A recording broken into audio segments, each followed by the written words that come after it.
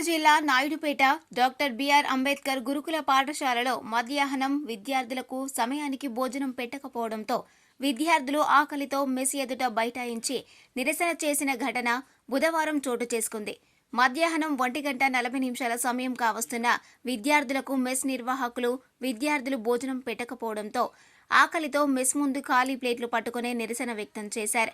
Principal తనకేమీ పట్టి పట్టనట్లు వ్యవహరించారని విద్యార్థులు ఆవేదన వ్యక్తం చేశారు.